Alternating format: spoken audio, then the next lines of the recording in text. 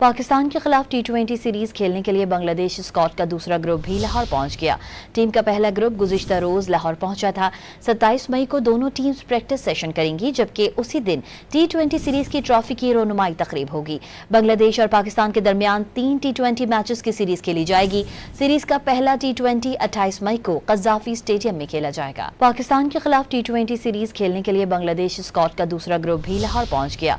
Team का पहला group गुज़िश्ता रोज लाहौर पहुंचा था। 27 मई को दोनों टीम्स प्रैक्टिस सेशन करेंगी, जबकि उसी दिन टी20 सीरीज की ट्रॉफी की रोनुमाई तकरीब होगी। बांग्लादेश और पाकिस्तान के दरमियान 3 टी20 मैचेस की सीरीज खेली जाएगी। सीरीज का पहला टी20 28 मई को कज़ाफी स्टेडियम में खेला जाएगा। पाकिस्तान के खिलाफ टी20 सीरीज खेलने के लिए बांग्लादेश स्क्वाड का दूसरा ग्रुप भी लाहौर पहुंच गया। टीम का पहला ग्रुप गुज़िश्ता रोज लाहौर पहुंचा था।